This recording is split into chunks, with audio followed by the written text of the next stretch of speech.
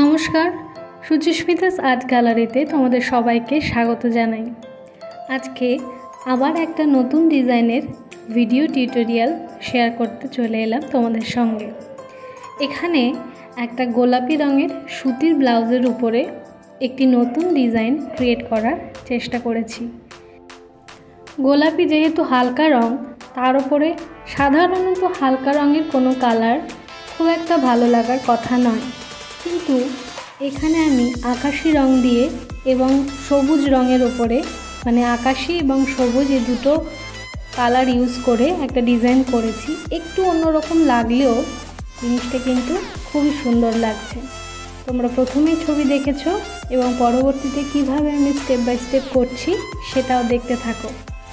যদি আমার চ্যানেলে প্রথম হয়ে থাকো তাহলে তোমাদেরকে বলি, এই চ্যানেলটা সাধারণত হ্যান্ড পেন্টেড জিনিসের উপরে হ্যান্ড ফেব্রিক কিভাবে কাজ করা যায় তার টিউটোরিয়াল ছাড়া হয়। তাছাড়া যারা বেসিক পেন্টিং শিখতে চাইছে, একেবারেই ছোট বাচ্চারা বা একদম প্রথম থেকে শিখতে চাইছো, তাদের জন্য A to Z basic course করানোর মতো কিছু প্রথম থেকে স্টেপ বাই স্টেপ ভিডিও আমি করে প্রেজেন্ট করার চেষ্টা করি। তাই চ্যানেলটি অবশ্যই সাবস্ক্রাইব করে রাখতে বলবো যদি এই ধরনের ভিডিও তোমরা পছন্দ করে থাকো।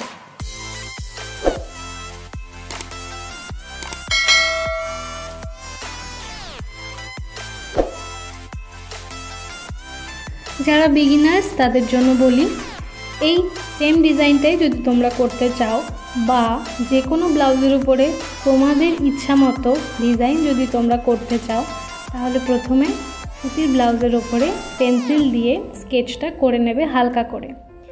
এই কাজটা করার আগে ব্লাউজের নিচে আমি একটা কার্ডবোর্ড রেখে নিয়েছিলাম। এই ভিডিওতে সেটা দেখানো সম্ভব হয়নি, কিন্তু যদি তোমরা আমার আগের কোনো ভিডিও দেখে থাকো বা এর পরবর্তীতে দেখো, তাহলে সেখানে আমি অবশ্যই সেই জিনিসের ভিডিও ক্লিপ ছাড়বো বা ছেড়ে রেখেছি, তোমরা বুঝতে পারবে। তাই যখনই ফেব্রিকের কোনো কাজ করবে কোনো কাপড় বা ব্লাউজের ওপরে, তখন নিচে একটা পেপার বা কার্ডবোর্ড রেখে নেবে, যাতে ওপরের দেওয়া রঙটা নিচের কাপড়ে না লেগে যায়। তাছাড়া যদি হাতের কাছে কোনো গোল রিং থাকে, সেটার ব্যবহার করতে পারো, যাতে কাপড়টা খুব স্ট্রেট থাকে কাজ করার সময় করতে, তাহলে অনেকটাই সুবিধা হয়। এখানে যে ডিজাইনটা আমি করেছি সেটা আমি আগে পেন্সিলে হালকা করে স্কেচ করে নিয়েছি, তোমরাও সেটা করতে পারো।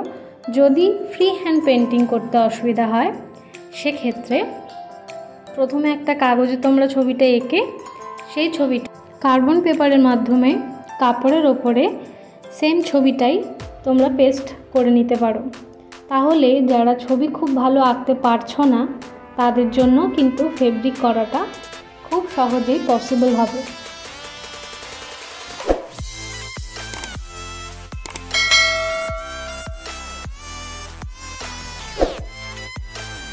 এখানে তোমরা আবার সেমি ডিজাইন দেখতে পাচ্ছ, এটা হাতাতে করা হচ্ছে। হাতা দুটো যেহেতু, তাই একই মেজারমেন্ট রাখাটা একটু ডিফিকাল্ট হয়ে পড়ে।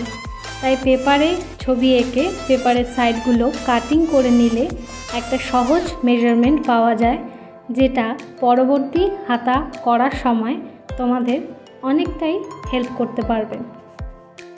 যেহেতু ডিজাইনটা খুবই সরু, তাই তোমরা সব সময় এই ধরনের ডিজাইন করার ক্ষেত্রে সরু তুলির ব্যবহার করবে।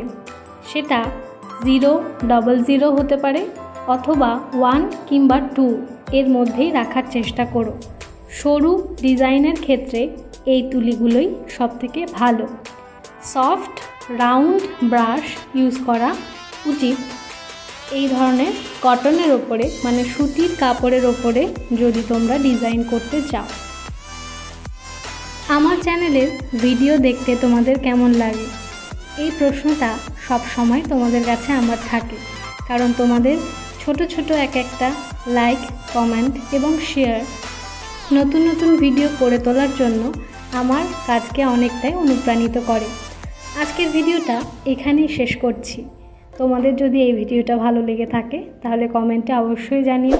একটা লাইক, একটু শেয়ার করে দিও।